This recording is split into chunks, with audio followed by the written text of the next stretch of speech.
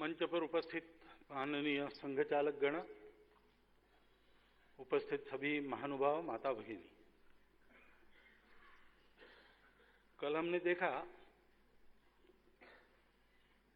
कि किस प्रकार और किस कार्य के लिए संघ की स्थापना हुई और उसकी कार्य पद्धति कैसी है। व्यक्ति निर्माण का कार्य है। व्यक्ति निर्मित होने के बाद समाज में वातावरण बनाते हैं, समाज के आचरण में परिवर्तन लाने का प्रयास करते हैं और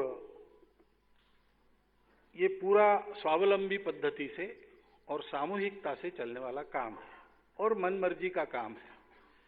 इसमें आना जाना बिना शुल्क है और कोई जबरदस्ती का मामला चल भी नहीं सकता, क्योंकि जबरदस्ती करने के लिए हाथ में कुछ है नहीं, अपनी दोस्ती ही केवल है।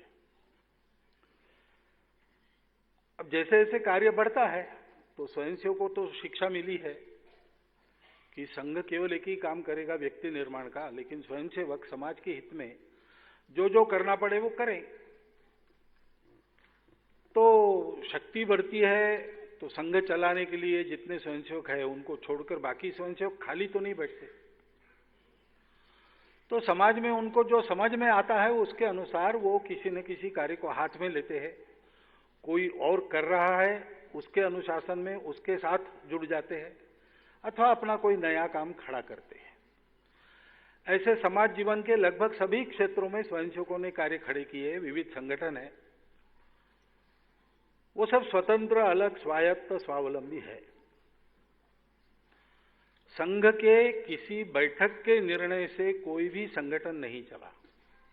वो स्वयंसेवकों का अपना किया हुआ है और वो अपने भरोसे उसको चलाते हैं।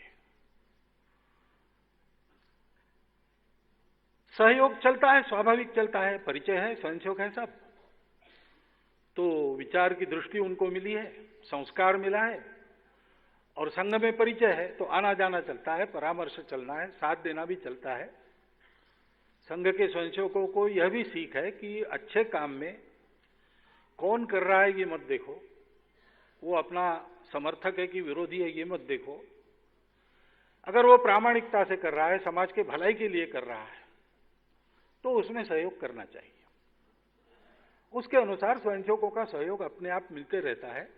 जैसा मैंने कल कहा, समन्वय बैठक योजना तय करने के लिए नहीं होती। समन्वय बैठक ऐसा काम करने वाले स्वयंसेवकों को, जो संघ के बाहर के क्षेत्र में काम करते, उनको अपने स्वयंसेवकत्व का वातावरण मिले इसलिए आयोजित की जाती है।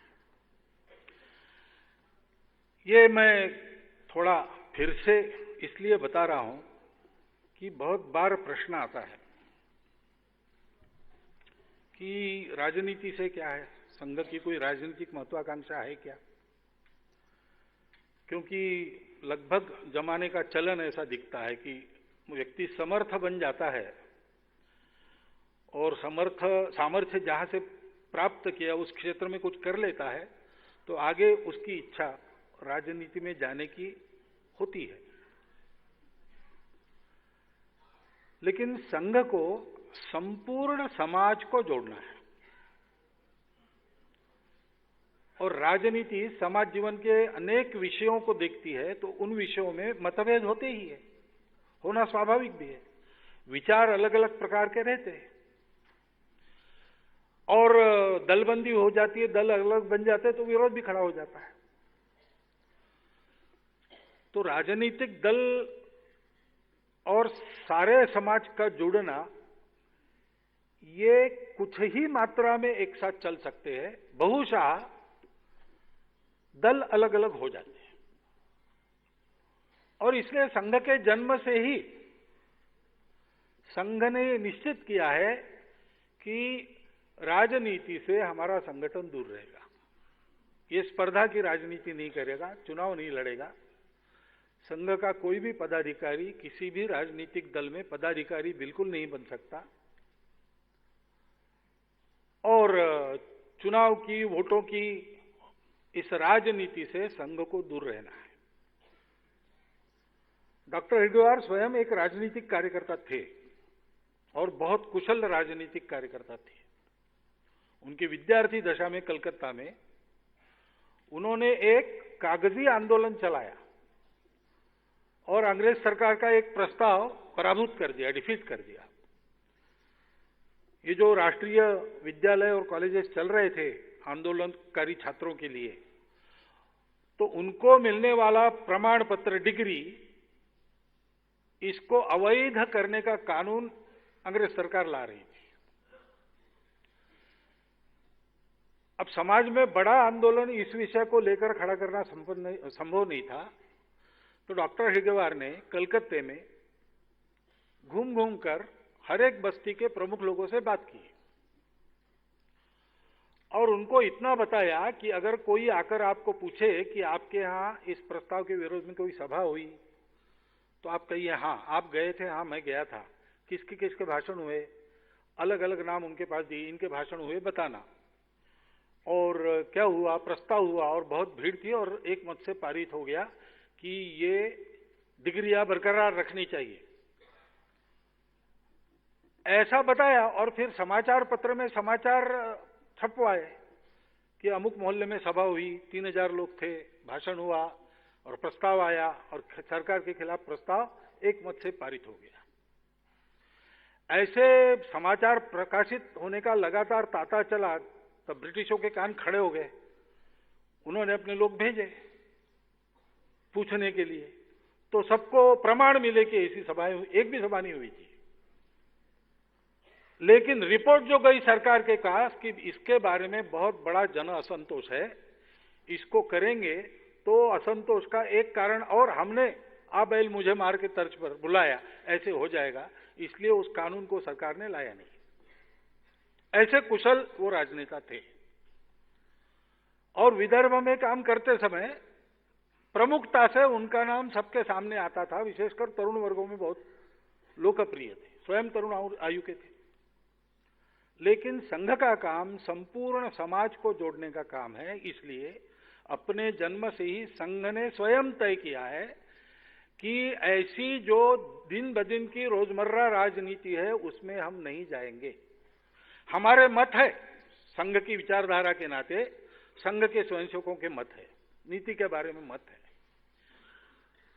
कौन राज्य करे ये तो चुनाव जनता करती है, परंतु कैसा चले राष्ट्रहित में, इस राष्ट्र नीति के बारे में हमारे मत है और हम पहले से बोलते हैं, सार्वजनिक रूप से बोलते हैं, और जितनी शक्ति है उतना उसके अनुसार हो इसका प्रयास भी करते हैं। वो प्रयास हमारा लोकतांत्रिक रीति से ही होता है। संघ को राजनीति से परहेज है, इसका मतलब वो घुसपैठियों के बारे में न बोले, ऐसा नहीं है।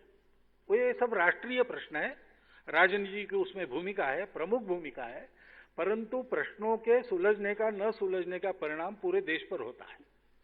ऐसे विषय में संघ अपना मत रखता है। जो एक दल चलता है, उस दल में स्वयंसेवक क्यों है, उस दल में बहुत सारे पदाधिकारी क्यों हैं, उस दल के आज पंत प्रधान है, राष्ट्रपति जी है, सब लोग स्वयंसेवक है। तो इसलिए, और ये जो लोग कयास लगाते हैं कि नागपुर से फोन जाता होगा और बात होते हुए, बिल्कुल गलत बात है। एक तो वहां काम करने वाले राजनीतिक कार्यकर्ता सब मेरी आयु के हैं, तो वह मेरे से सीनियर है, और संघ कार्य का जितना मेरा अनुभव है कदाचित उससे अधिक अनुभव उनको राजनीति का है। उनको अपनी राजनीति चलाने के लिए किसी के सलाह की आवश्यकता नहीं है। हम उसके बारे में कुछ नहीं जानते, हम सलाह दे भी नहीं सकते। परिचित है तो हालचाल पूछते हैं, उनको सलाह चाहिए तो वो पूछते हैं, अगर हम दे सकते हैं तो हम देते हैं, परंतु उनके राजनीति पर हमारा कोई प्रभाव नहीं, सरकार की नीतियों पर हमारा कोई प्रभाव नहीं है। वो हमारे स्वयंसेवक है, उनको विचार दृष्टि सब मिली है, वो भी समर्थ है अपने अपने कार्य क्षेत्र में उन विचारों को प्रत्यक्ष करने के लिए। ऐसा स्वतंत्रता, अलगता, स्वायत्तता से स्वावलंबी होकर उनका काम चलता है और चलना चाहिए, ऐसा हमारी इच्छा है।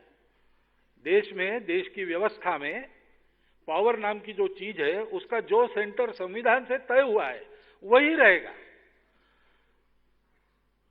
कोई बाहर का दूसरा केंद्र खड़ा हो, ये गलत बात हम मानते हैं, इसलिए ऐसा हम कभी करते नहीं।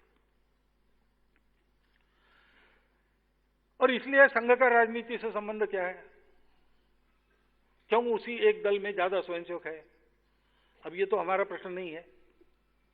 बाकी दलों में जाने की उनको इच्छा क्यों नहीं होती, ये उनको विचार करना है। हम किसी स्वयंसेवक को किसी एक विशिष्ट राजनीतिक दल का काम करने के लिए नहीं कहते। राष्ट्र के लिए एक विचार को लेकर, एक नीति का स्वप्न लेकर काम करने वालों के पीछे खड़े हो जाओ, ऐसा कहते हैं। वो नीति किसी की भी हो सकती है, ये जरूरी नहीं कि वो एक दल की दूसरे दल की नहीं है नीति, ऐसा नहीं, ऐसा होता भी है।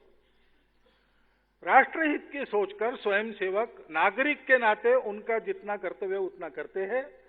संघ के कार्य में दायित्वधारी कार्यकर्ता राजनीति में बिल्कुल पड़ते नहीं। स्वयंसेवक स्वतंत्र है, वो कर भी सकता है, उसका मन करे तो नहीं भी कर सकता है। अपने विवेक से स्वयंसेवक चलते हैं रोजमर्रा के जीवन में। ऐसा अपना जो काम चलता है, संघ का प्रभाव बढ़ता है, तो उसके परिणाम वहां भी दिखते हैं, सब क्षेत्रों में दिखते हैं, वहां भी दिखते हैं। हम वो प्रभाव उत्पन्न करने के लिए काम नहीं कर रहे, वो होता है, हम क्या करें। तो इस प्रकार और ये संघ का और राजनीति का संबंध चला है। राष्ट्र नीति के बारे में हम बोलते हैं, और अगर हमारी शक्ति है, हम जिसको उचित मानते उसको करवाने की, तो उसको हम लगाते जरूर है। और ये हम छुपे छुपे नहीं करते, ये डंके की चोट पर करते हैं। क्योंकि व्यक्ति निर्माण ये हमारा मुख्य काम है, वही हम करते हैं। लेकिन जो निर्मित व्यक्ति है वो निठल्ले तो बैठे नहीं रहेंगे। वो नागरिक है देश के, सब लोगों के जैसा उनका भी देश के जीवन के समस्त अंगों में अपना सहभाग रहना अपेक्षित है, वो रहता है। उसमें किसी दल का स्वार्थ नहीं, किसी विचारधारा के प्रभाव की बात नहीं, केवल भारत हित की, राष्ट्र हित की बात रहती है। किसी के प्रति बैर नहीं है और किसी के प्रति अधिक दोस्ती नहीं है। यह संघ का स्वभाव है। कल और भी एक उल्लेख आया था, ये जो स्वतंत्र, अलग, स्वायत्त, स्वावलंबी मामला है, महिलाओं का विचार करते समय भी हमारा विचार ऐसा है। हमारे देश में प्राचीन समय से महिलाओं के बारे में जो विचार है, तो उनको अत्यंत बड़ा स्थान दिया है। शक्ति स्वरूपा, जगदम्बा का रूप उनको हम मानते हैं। एक तरफ विचार में ऐसा है, और दूसरी तरफ व्यवहार में देखा तो उनकी हालत बहुत खराब है। अब ये तो ठीक है कि उनको भगवान बना के मंदिर में बिठाकर पूजने की भी जरूरत नहीं, और उनको एकदम दासता की कड़ी में ढकेलने की भी जरूरत नहीं। वो महिला समाज का एक हिस्सा होने के नाते समाज जीवन के सब प्रयासों में बराबरी की हिस्सेदार है, बराबरी की जिम्मेवार है, और उस तरह ही उनके साथ व्यवहार होना चाहिए। लेकिन ये इस ढंग से नहीं होना चाहिए कि बेचारे महिला समाज का हम उद्धार करेंगे। जो देखते हैं हम, नित्य अनुभव भी आप लोगों को आता होगा कि कई मामलों में महिलाएं पुरुषों से ज्यादा समर्थ है। जो काम पुरुष करते हैं उससे उसी काम को अधिक अच्छा वो कर सकती है। ये कई क्षेत्रों में आज सिद्ध हो रहा है। उनको सशक्त करने की जरूरत है, उनको वो स्वतंत्रता देने की जरूरत है, और ऐसे काम करने के लिए उनको प्रबुद्ध बनाने की जरूरत है। तो अपने घर से प्रारंभ करके समाज के क्षेत्र तक सर्वत्र मातृशक्ति जागरण का काम होना चाहिए। संघ की इच्छा है, संघ के स्वयंसेवक और संघ के साथ जुड़े हुए परिवारों की महिलाएं, स्वयंसेवक जो अनेक संगठन चलाते हैं उसमें बराबरी से सहभागी महिलाएं मिलकर ये काम करती है। महिला और पुरुष परस्पर पूरक है। जीवन बनना है तो इन दोनों का होना और बराबरी से सारा भार उठाकर काम करना, निर्णय से लेकर तो दायित्व तक सारी बातें बराबरी से उसमें सहभागी होना, इसकी आवश्यकता राष्ट्र निर्माण के लिए रहेगी। ये संघ का सुविचारित मत है। लेकिन कल बात जहां खत्म हुई थी वहां मैंने कहा था कि वैचारिक अधिष्ठान जिस पर हम चलते हैं उस पर बात करेंगे। तो बात है हिंदुत्व की। संघ का विचार है, हिंदुत्व का विचार है, और संघ का है ना, संघ ने खोजा हुआ विचार नहीं है, अपने देश में परंपरा से चलता आया हुआ विचार है।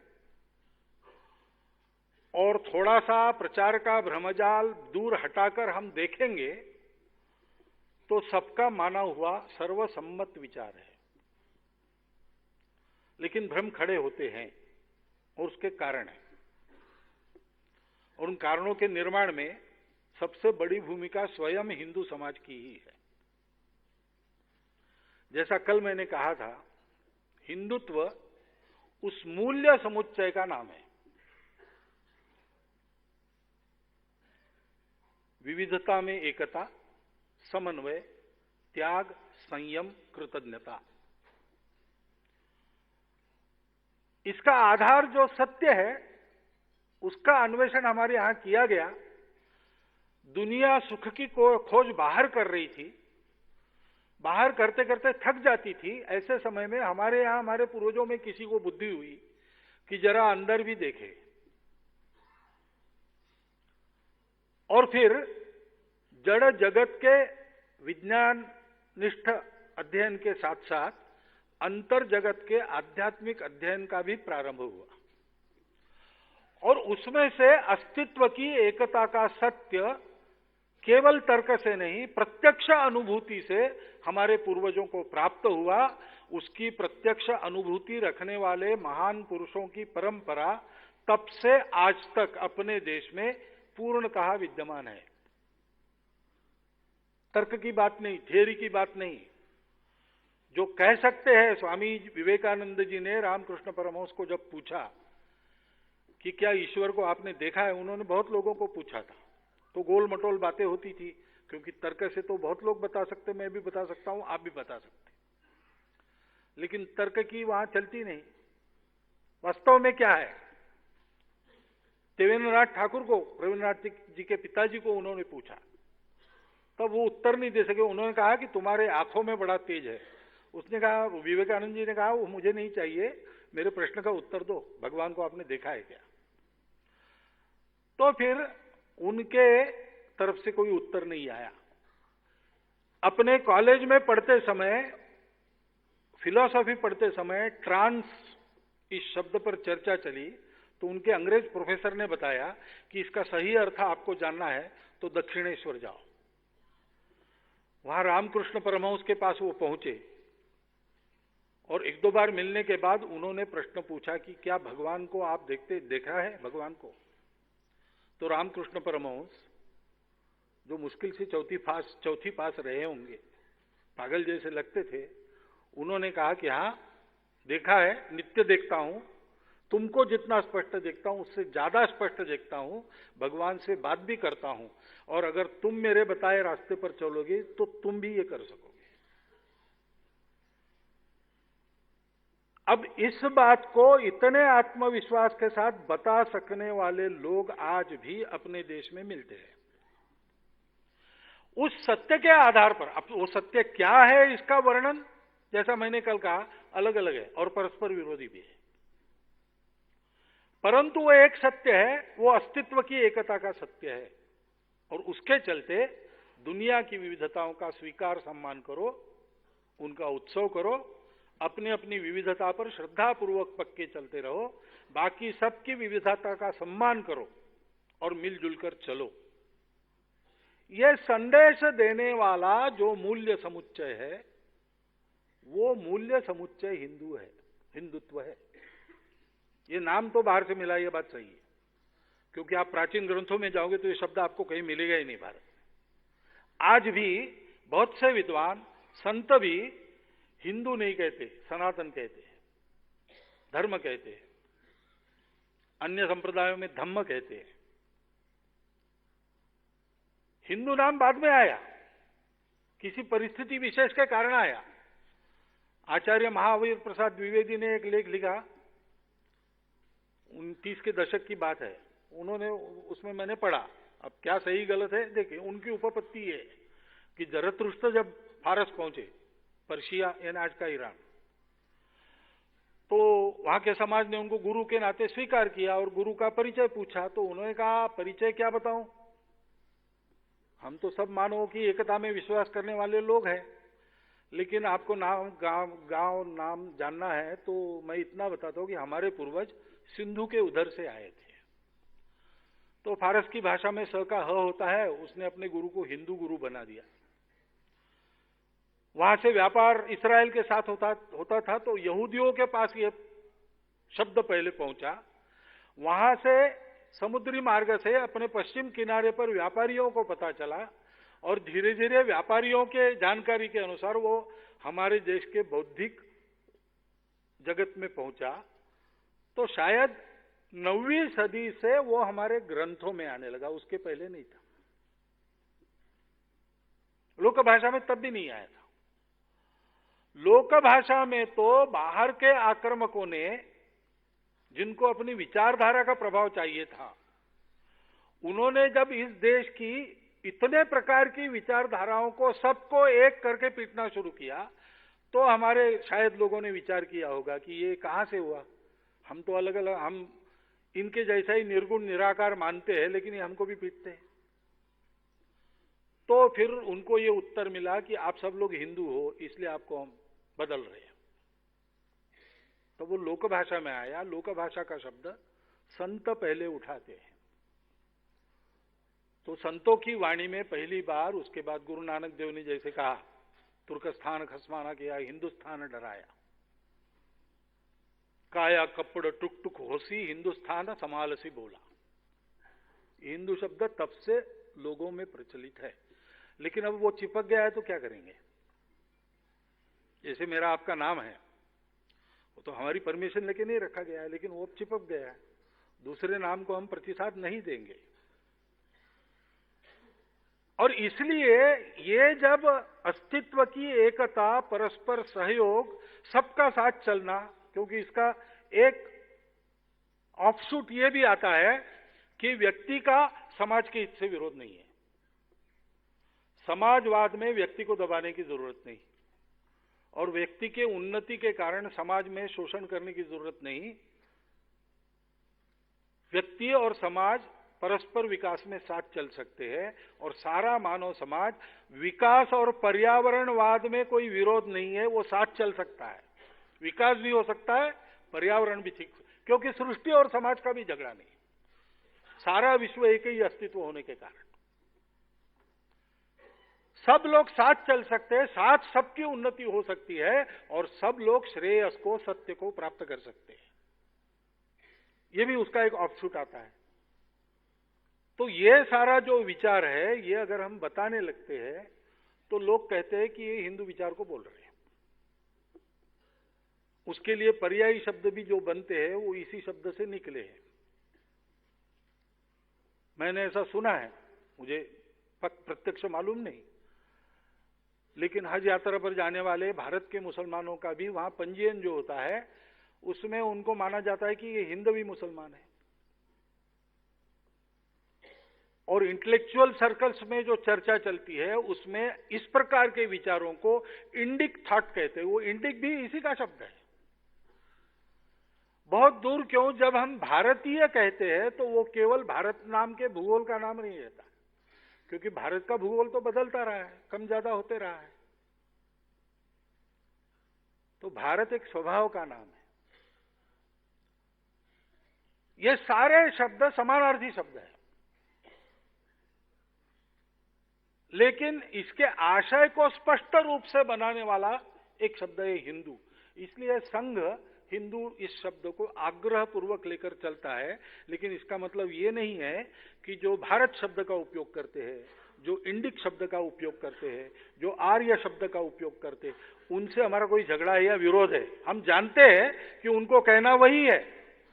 हमारे लिए यह शब्द आग्रह का शब्द है, उनके लिए वो होगा, बहुत अच्छी बात है।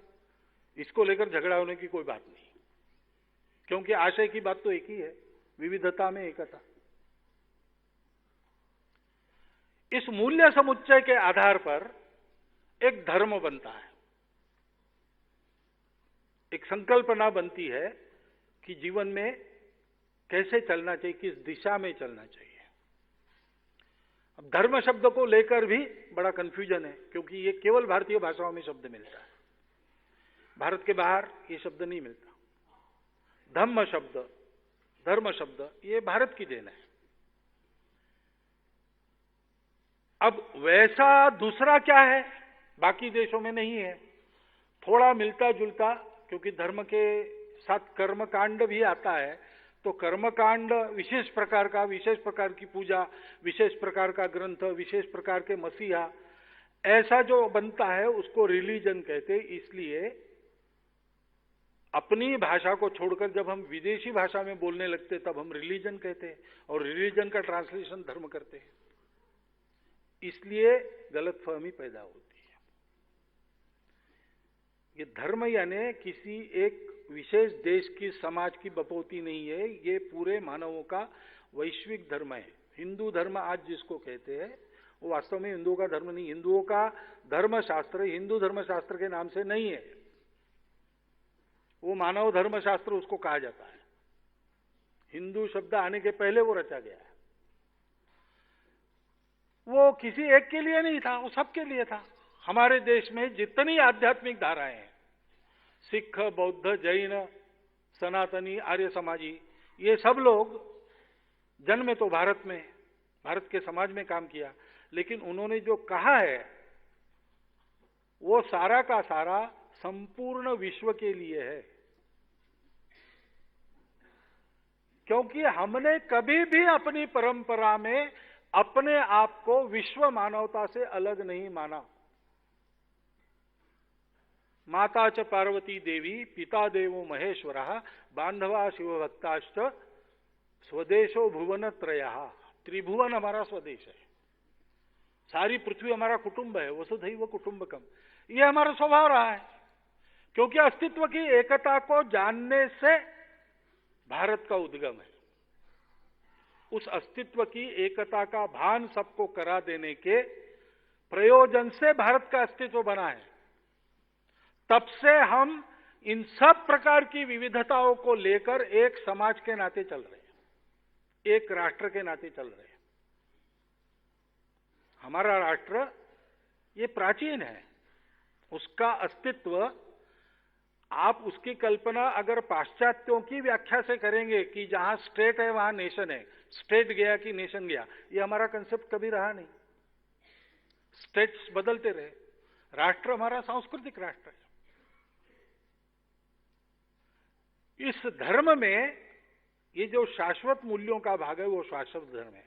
आचार धर्म बदलना चाहिए, देश काल परिस्थिति और जिस व्यक्ति के संबंध में विचार है वो व्यक्ति, इन पर निर्भर करता है कि उस समय वहां पर उसका धर्म क्या है, आचार धर्म। डॉक्टर अंबेडकर साहब ने हिंदू कोड बिल की चर्चा में संसद में पूछा था विरोध करने वालों को कि आप धर्म को क्या समझते हो, वैल्यूज या कोड? आप कोड को धर्म मान रहे हो, कोड बदलता है, बदलना ही चाहिए, उसको मैं बदल रहा हूं, वैल्यूज वही है, आप चर्चा करो। धर्म की ओर देखने की हमारी दृष्टि ये है, ये वैल्यूज है। उस समय का कोड उस वैल्यू के साथ साथ जितना चलता है उतना स्वीकार्य है, जो वैल्यू के विपरीत है उसको बदलना चाहिए। कितना बदल हुआ है हिंदू परंपरा में, देवी देवता भी बदल गए। वैदिक काल के देवता आज नहीं है, मध्यकाल के देवताओं के स्वरूप बदल गए, नए नए संप्रदाय निकल जाते हैं। ये हिंदुत्व की संकल्पना खाने पीने के विशिष्ट व्यवहार में किसी को जकड़ने वाली नहीं है। ये हिंदुत्व की संकल्पना अमुक एक पूजा को लेकर समर्थन नहीं करती। ये हिंदुत्व की संकल्पना विशिष्ट भाषा, विशिष्ट प्रांत, प्रदेश, इसको नहीं चलाती है। सृष्टि के साथ मानव समाज व्यक्ति का सुख और समाज का सुख दोनों एक साथ रखकर चले। इसलिए अर्थ काम वो तो है ही, उसकी मान्यता है। इच्छाएं हमारी होती है, उसकी तृप्ति करने से सुख मिलता है, तृप्ति के साधन चाहिए, तो अर्थ पुरुषार्थ भी है। लेकिन इन दोनों को हम सबको मिलकर चलना है, अकेले की उन्नति नहीं करनी है। मेरे विकास में इन सबका विकास होना चाहिए, इसका भान रखकर चलाने वाला अनुशासन है, वो अनुशासन धर्म है। कल मैंने तथागत का वचन सुनाया था, सब पापस्य अकरणम। क्यों भाई, क्यों पाप नहीं करना? दूसरे को होती होगी तकलीफ, अरे भाई वो दूसरा नहीं है, वो भी तुम ही हो। और इसलिए सबके कल्याण में अपना कल्याण, अपने कल्याण से सबका कल्याण, ऐसा जीवन जीने का अनुशासन और सबका कल्याण हो, इसलिए सबके हितों का एक संतुलित समन्वय, बैलेंस, ये वास्तव में हिंदुत्व है। सभी भारत से निकले संप्रदायों का जो सामूहिक मूल्य बोध है, उसका नाम हिंदुत्व है। लेकिन अब संप्रदाय है, प्राचीन है, चले है, तो हमारा धर्म है तो हम मान्य करते हैं ना। सभी विविधताओं का अपने यहां स्वीकार है। भारत की पहचान वो बनी है, ये वैश्विक धर्म है, केवल भारत के लिए नहीं है, लेकिन भारत में इसका संगोपन हुआ, निर्माण हुआ, संगोपन हुआ। और एक ट्रस्टी के नाते समय समय पर विश्व को इस ज्ञान को देने वाला भारत है। वैदिक ऋषियों के समय हुआ, सारे विश्व में गया अपना ज्ञान। तथागत के काल में उनकी प्रेरणा से सारी दुनिया में इसी धम्म का प्रचार हुआ। आज भी अनेक संत महात्मा जाते हैं और इन बातों को बताते हैं, वो कन्वर्शन नहीं करते। रमण महर्षि के पास सर पॉल ब्रंटन आए थे और उन्होंने कहा कि मुझे हिंदू बना लो। रमण महर्षि ने कहा कि तुम अच्छे ईसाई हो, अच्छे ईसाई बनो, उसी में सार्थक है, तुमको हिंदू बनने की जरूरत नहीं है। क्योंकि इन सब विविधताओं को, सब दर्शनों को, सब तत्वज्ञान को हम मानते हैं कि वो सब सत्य है, सही है। जो तो मत तो पथ। रामकृष्ण परमहंस जैसे संत ने इन सब उपासनाओं का प्रत्यक्ष आचरण करके उनके अंतिम उपलब्धि तक जाकर देख लिया और बाद में बताया, ये हिंदुत्व है। ये सब विविधताएं रहेंगी, विशेषताएं रहेंगी, उसका स्वीकार होगा, सम्मान होगा, लेकिन ये हम में आपस में अलगाव का, भेद का कारण नहीं बनेगी। क्योंकि ऐसा भेद नहीं करना, ऐसी सीख देने वाली भारत भूमि के हम पुत्र हैं। इसलिए हम जिसको हिंदुत्व कहते, इस मूल्यबोध, उससे निकली ये संस्कृति, उसके साथ दूसरा घटक है देशभक्ति। ये भारत की पहचान है, भारत इसके लिए है। और इसलिए इसका आचरण इस भारतवर्ष में लगातार हो रहा है, सब प्रकार की परिस्थिति में हुआ। जब आक्रामकों के पैरों तले हमारी धरती रौंदी जा रही थी, तब भी इस धर्म का आचरण जितना जैसा बनता है उतना किया गया। जब अपने ही स्वार्थी लोगों के द्वारा इसके आचरण को मूल्यों के विपरीत बिगाड़ दिया गया, तो उसको वापस लाइन पर लाने वाले अनेक संत महात्मा हुए, उनसे ये हमारे सारे संप्रदाय बने हैं। इसलिए प्रस्थान बिंदु सबका एक है और आचरण का उपदेश सबका एक है। देश काल परिस्थिति अनुसार दर्शन और विधि, आचार धर्म सबने अलग अलग बताया है। और इसलिए इस मूलभूत एकता को देखकर साथ चलना, इस स्वभाव का नाम हिंदुत्व है। किसी का हित गौण नहीं, सबका हित एक साथ होना चाहिए। Maximum good of the maximum people, इसके आगे जाकर हमारे पूर्वजों ने कहा सर्वेपि सुखिनः सन्तु, हवै सब मंगलम, सब सर्वत्र का भला। किसी भी पंथ संप्रदाय में भारतीय जाओ, ये आपको मिलेगा, सबका। यहां तक जो खल है, दुष्ट है, उनका भी भला ही चिंता है सबने। पसायदान ज्ञानेश्वर महाराज ने लिखा, तो दुष्टों का नाश हो ऐसा वो नहीं कहते। वो कहते हैं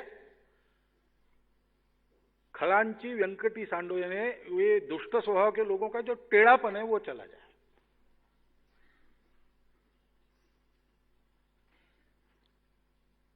हमारे यहां उद्घोष चलता है सनातन परंपरा में भी, धर्म की जय हो, धर्मी की जय हो, अधर्मी का विनाश हो, ऐसा नहीं कहते। धर्म की जय हो, अधर्म का विनाश हो, प्राणियों में सद्भावना हो। ये जो अपनी विचारधारा है, जिसकी आज के विश्व को नितांत आवश्यकता है, वो मांग रही है, उस विचारधारा को अपने आचरण में चरितार्थ करने वाला समाज भारत में खड़ा करना है। और वही हम सबको जोड़ता है। कोई एक भाषा हमको जोड़ती है क्या? नहीं। कोई एक देवी देवता हमको जोड़ते हैं क्या? नहीं। खान पान रीति रिवाज का एक तरीका हमारा समान नहीं है। हमारे प्रांत है, हमारी भाषा है, हमारी जातियां उपजातियां सब है, लेकिन ये सब होने के बावजूद भी हम सब भारत माता के पुत्र, उस वैश्विक मानव संस्कृति के अनुयायी है। ऐसा हम चले, ऐसा हम चले। जहां जहां विश्व में गए हैं, हमने कोई लड़ाई नहीं की, हमने किसी का राज्य नहीं जीता, हमने किसी के संपत्ति को लूटा नहीं। जहां गए वहां ज्ञान दिया, सभ्यता दी। अन्य देशों के लोग आकर प्रभावशाली अपने देश में बनते हैं और बाद में जाते हैं वापस, उनकी जो स्मृति आ रही थी वो अच्छी नहीं रहती किसी देश में। अन्य देश के लोग आए, उन्होंने हम पर राज किया, चले गए। अन्य देश के लोग आए, उन्होंने हमको प्रभावित किया, चले गए। इसको अच्छा नहीं बताते। लेकिन एकमात्र भारत है जिसके दुनिया के जिन जिन देशों में वास्तव हुआ है, उसकी स्मृतियों को आनंद से आदर पूर्वक वहां के लोग बताते हैं। आज भी उसके अवशेष चला रहे। कहीं पर मूर्तियां मिलती है, कहीं पर शिल्प खड़े करते हैं नए सिरे से। महाभारत के, रामायण की कथाएं चलती है, रामलीलाएं चलती है, आनंद के साथ चलती है।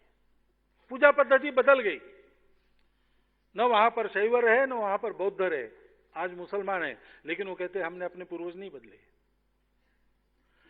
ये मधुर स्मृतियां एकमात्र चमत्कार भारत का ही क्यों है?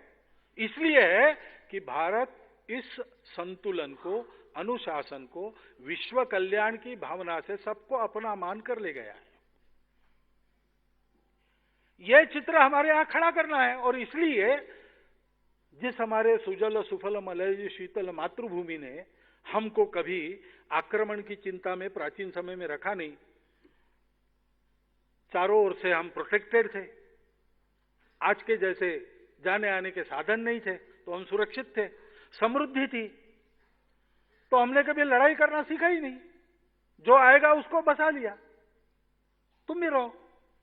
भाषाएं हमारी भी पहले से अनेक है, देवी देवता हमारे पहले से अनेक है, उससे कुछ नहीं बिगड़ता।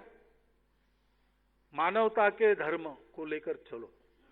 और इसलिए डॉक्टर अंबेडकर साहब ने ये कहा है कि स्वातंत्र्य और समता और बंधुता, ये आदर्श मैंने फ्रांसीसी राज्य क्रांति से नहीं लिए, इसी मिट्टी में उपजे तथागत बुद्ध के विचारों से मैंने ये प्रेरणा पाई।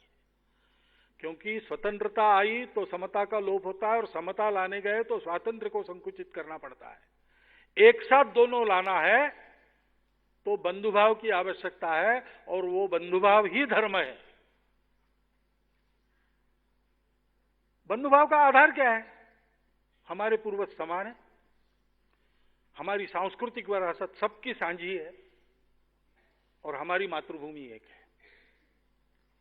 इसलिए मैं कहता हूं, उसका विरोध भी होता है कभी कभी, लेकिन मेरे हृदय की भावना यह है कि भारतवर्ष में जो है वो सब हमारी भाषा में, वो अपने आप को कहे न कहे, उनको स्वतंत्रता है, और दूसरा कुछ कहते हैं, हमको उसमें कोई गिला शिकवा नहीं। हमारे मन के अपनत्व को वो कम करने वाली बात नहीं है, लेकिन वो सब एक पहचान के लोग हैं राष्ट्र के नाते। हम उसको हिंदू पहचान कहते हैं। किसी को मालूम है, वो कहते हैं हम हिंदू हैं, उनको गौरव भी है, उसका गौरव भी है। किसी को मालूम है लेकिन उतना गौरव उनके मन में नहीं है, कोई बात नहीं। किसी को मालूम है लेकिन कुछ मटेरियल कंसिडरेशंस ऐसा कहा जाता है, या पॉलिटिकल करेक्टनेस ऐसा कहा जाता है, उसके चलते वो कभी कहेंगे नहीं। सार्वजनिक रूप से, निजी रूप से मिलते हैं तो कहते भी है कभी कभी। और कुछ लोग हैं कि जो भूल गए हैं, जिनको भुलाया दिया है। ये सब लोग हमारे अपने हैं, भारत के हैं। हमारी दृष्टि से इस संपूर्ण समाज का संगठन हिंदू संगठन है। जैसे परीक्षा में प्रश्न पत्र हाथ में आता है तो आसान सवाल पहले करते हैं, बाद में कठिन सवालों को हाथ लगाते हैं। वैसे पहले जो जानते हैं कि हम हिंदू हैं उनका हम संगठन करेंगे, लेकिन वो इनके खिलाफ नहीं करेंगे, इनके लिए करेंगे। एक अच्छा जीवन खड़ा करके उस जीवन में ये सब लोग भी बराबरी से सहभागी हो, ऐसा हम प्रयास करेंगे। क्योंकि हमारा कोई शत्रु नहीं है, न दुनिया में है न देश में है। हमारी शत्रुता करने वाले लोग होंगे, उनसे अपने को बचाते हुए भी हमारी आकांक्षा उनको समाप्त करने की नहीं, उनको साथ लेने की है, जोड़ने की है। ये वास्तव में हिंदुत्व है। आज जो हिंदू के नाते प्रचलित हम देखते हैं वो सब कुछ धर्म नहीं है, क्योंकि इस भावना का लोप महाभारत काल से धीरे धीरे होता आया। और हमने, इसलिए मैंने कहा कि उसको संकुचित करने में पहला योगदान हिंदू समाज का है। उसने अपने आप को संकुचित कर लिया, उसने वैल्यूज को कर्मकांड में बांध दिया, और इसलिए कई प्रकार की कुरीतियां, रूढ़ियां, अस्पृश्यता जैसे पाप हिंदू समाज के जीवन में प्रवेश कर गए। हम चाहते हैं कि ये सब साफ हो जाए और देश काल परिस्थिति अनुसार नवीन रूप में उस सनातन मानव धर्म का पुनरुत्थान भारत में हो। हम जानते हैं कि हमारे देश के सब संप्रदायों ने वही आचरण बताया है, मूल्य आधारित। उसका ही प्रचलन सर्वत्र हो। वो किसी को नहीं अब बुरा कहेगा, किसी को पराया नहीं कहेगा। जिसको हाथ लगाएगा उसको अपनाएगा, उसको अच्छा बनाएगा। उस हिंदुत्व के आधार पर संघ विचार करता है। विचार इश्यूज पर होते हैं तो इश्यूज में भाषा अलग अलग प्रकार की हो सकती है। घर में 4 बच्चे हैं, उनको अलग अलग ढंग से उनके स्वभाव के अनुसार समझाना पड़ता है। लेकिन इस बाहर की बात पर मत जाइए। हमारी इच्छा ये है, हमारे हिंदुत्व की ये संकल्पना है, अपने देश में अपने देश की चिंता करने वाले सब प्रामाणिक निस्वार्थ बुद्धि के लोगों ने अपने देश के बारे में जो संकल्पना की, उसी को लेकर हम चल रहे हैं। हमको नया विचार कुछ करना नहीं है। उसके आधार पर कई बातों का तय हुआ है। विकास की अपनी फिर कल्पना है, पश्चिम की अपनी एक अवधारणा है। हमको अपनी एक अवधारणा, युवानुकूल अवधारणा विकास की खड़ी करनी पड़ेगी। अंधानुकरण करके बाकी लोग जिस समस्याओं का सामना कर रहे हो उसमें हम भी फंस जाए, ये क्यों? हम उसके उत्तर खोजें। तो सबका विकास, साथ में विकास, समन्वित विकास, संतुलित विकास, ये बात आज दुनिया भी कर रही, सस्टेनेबल डेवलपमेंट पर आ गई। हमारे पास ये विचारधारा है। हमने अपने जीवन से इसका उदाहरण पहले भूतकाल में प्रस्तुत किया है। हमारी एक क्षमता है, हम अपना ऐसा एक आधुनिकतम, दुनिया के लिए उपयुक्त ऐसा मॉडल खड़ा कर सकते हैं। हमको उस दिशा में सोचना चाहिए। अर्थ का मर्यादा से ज्यादा प्रधान पद जीवन में आने से कई समस्याएं उत्पन्न हो गई। हम अर्थ कामों को एक दायरे के अंदर, उसके अनुशासन में चलाते हैं। कमाई सब कुछ नहीं है। कमाओ, जी भर के कमाओ, लेकिन दिल खोल करके बांटो, ये मुख्य बात है। कमाना, इससे ज्यादा कमाई का उपयोग कैसे करता हूं, विनियोग करने का, उसको सीखो। ये हमारे यहां कहा गया। सक्सेसफुल जीवन चाहिए, लेकिन सक्सेसफुल जीवन, मीनिंगफुल जीवन भी चाहिए। इस पर हमारा जोर रहता है। ऐसे जीवन के सब अंगों में जो विषय है उनके बारे में इस मूल अवधारणा के कारण हमारे देश की अपनी एक दृष्टि बनती है।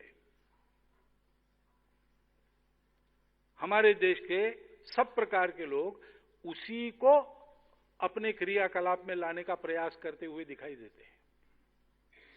उस हिंदुत्व की हम बात करते हैं। इसके आधार पर जो आवश्यक सद्गुण है उसको उससे भरकर व्यक्ति को खड़ा करना, ये हमारा काम है। सर्वेशाम अविरोधेन, किसी की बुरी कामना हमारे मन में नहीं है। उलट हमारा कहना है कि आप आकर इसको सीख लो तो आपको जो करना है वो आप अधिक अच्छी तरह से करोगे, और आप जो करोगे वो मानवता के लिए उपकारक होगा। उस हिंदुत्व के हम 3 आधार मानते हैं: देशभक्ति, पूर्वज गौरव और संस्कृति। उसके बारे में कोई विवाद होने का कारण नहीं, वो सबका साझा है। जाने अनजाने उसका आचरण हम सब लोग करते हैं। थोड़ा अंदर देख के सोचे, सबको पता चलेगा। अब ये जो सारी बातें हैं, तो विचार आता है कि आधुनिक जीवन में, हमारे प्रजातांत्रिक देश में, हमने एक संविधान का स्वीकार किया। तो स्वीकार किया है तो क्या, वो संविधान भी हमारे लोगों ने तैयार किया है ना। अपना संविधान अपने देश का कॉन्सेंसस है, और इसलिए उस संविधान के अनुशासन का पालन करना ये सबका कर्तव्य है। संघ इसको पहले से मानता है। अभी तक जो मैंने बोला है उससे उसमें कुछ नहीं है और उल्टा नहीं है, और उसमें जो कुछ है उसी को मैंने अपने शब्दों में बोला है। उस संविधान की भावना का पूर्ण, कल मैंने कहा, स्वतंत्र भारत के सब प्रतीकों के अनुशासन में उसका पूर्ण सम्मान करके हम चलते हैं। हमारा संविधान भी ऐसा एक प्रतीक है। शतकों के बाद हमको फिर से अपना जीवन अपने तंत्र से खड़ा करने का जो मौका मिला, उस पर हमारे देश के मूर्धन्य लोगों ने, विचारवान लोगों ने एकत्रित आकर विचार करके संविधान को बनाया है। वो ऐसे ही नहीं बना, उसके एक एक शब्द का बहुत खल हुआ है, और उनको लेकर सर्वसहमति उत्पन्न करने के पूर्ण प्रयास के बाद जो सहमति बनी, वो संविधान के रूप में अपने पास आई। उसकी एक प्रस्तावना है, प्रियम्बल है, उसमें नागरिक कर्तव्य बताए हैं, उसमें डायरेक्टिव प्रिंसिपल्स है, और उसमें नागरिक अधिकार दिए। बाकी कानून वगैरह उसके आधार पर जो बने वो बदलते रहते हैं। उस बदलने का प्रावधान उस संविधान में है, वो चलते रहता। उसके लिए फोरम है भारत की संसद, उसके इंटरप्रिटेशन के लिए कोर्ट का मत लिया जाता है। यह व्यवस्था है, उस व्यवस्था में से चलेगा वो जैसा चलना है। लेकिन ये जो 4 बातें हैं और कुछ कॉन्स्टिट्यूशनल प्रोविजंस, वो हमारा कॉन्सेंसस है, उसको मानकर ही सबको चलना है, सबको चलना चाहिए, ऐसा हम मानते हैं, हम वैसा चलते हैं। मैं केवल प्रियम्बल पढ़ देता हूं। We the people of India, having solemnly resolved to constitute India into a sovereign, socialist, secular, democratic republic. ये सोशलिस्ट सेक्युलर बाद में आया, सबको पता है, लेकिन अभी है तो उसको भी पढ़ा है मैंने। And to secure to all its citizens justice, social, economic and political, liberty of thought, expression, belief, faith and worship, equality of status and of opportunity. अब आगे की और एक महत्व की बात है जिसको डॉक्टर अंबेडकर साहब ने अपने संविधान सभा के भाषण में कहा था। And to promote among them all fraternity, assuring the dignity of the individual and the unity and integrity of the nation. संविधान सभा में उन्होंने कहा था कि हमारे आपस की लड़ाई के कारण विदेशी जीते और हमको गुलाम बनाया। मैं भाव बता रहा हूं, शब्द उनके हैं, आप पढ़ सकते हैं। हमने बंधुभाव, अभी भी हम संसद में बैठे परस्पर विरोधी कैंप में एक दूसरे के विरोधी बनकर, ये तो तंत्र की मजबूरी है, लेकिन इन सब के बावजूद हम सब एक है, ऐसा बंधुभाव उत्पन्न हमने नहीं किया तो फिर कौन से दिन देखने पड़ेंगे बता नहीं सकते। उनके शब्द आप पढ़ लीजिए। संघ का काम इस बंधुभाव के लिए है, और इस बंधुभाव के लिए एक ही आधार है, विविधता में एकता। वो विचार देने वाली हमारी चलती आई हुई विचारधारा है, उसको दुनिया हिंदुत्व कहती है। इसलिए हम कहते हैं कि हमारा हिंदू राष्ट्र है।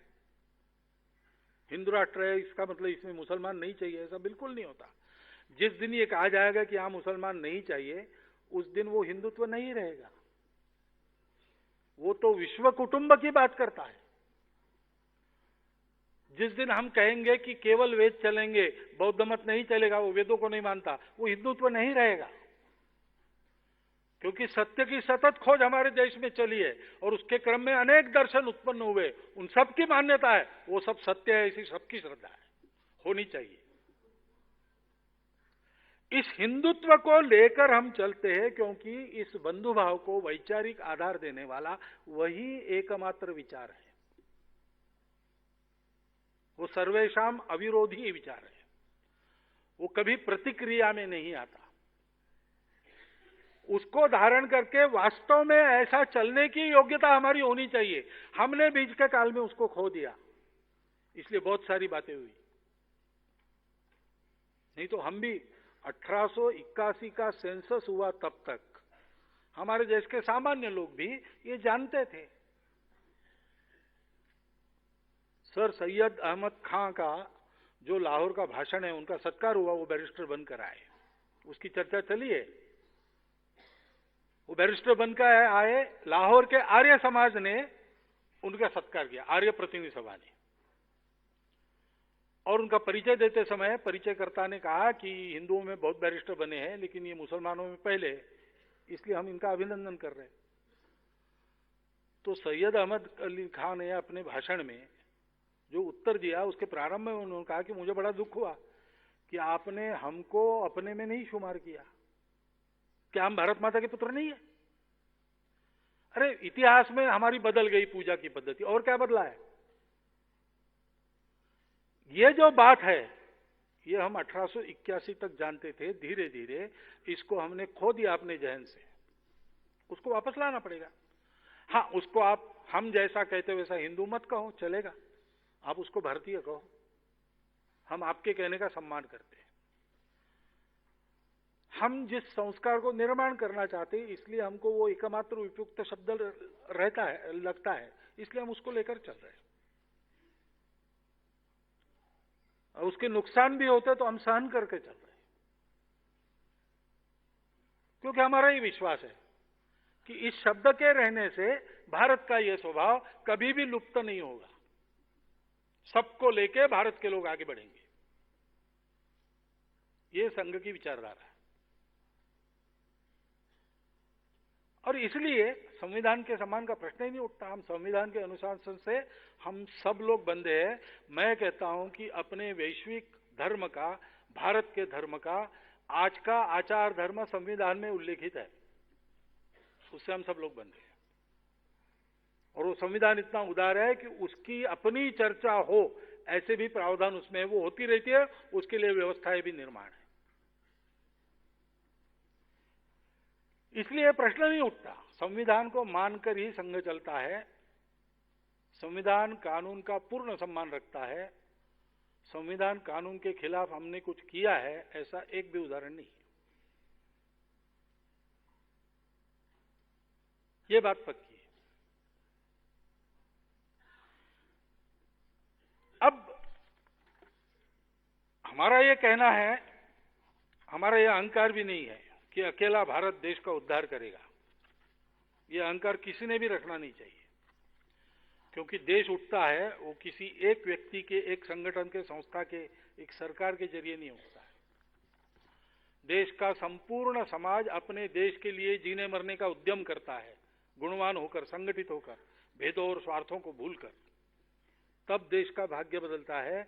दुनिया में जो देश आज तक बड़े हुए हैं, आधुनिक काल में भी आप सबका इतिहास देख लीजिए, सतत कम से कम 100 वर्ष ऐसे प्रयास हुए, उसके बाद गर्त से उठकर वो देश विश्व का एक सिरमौर देश बन गया।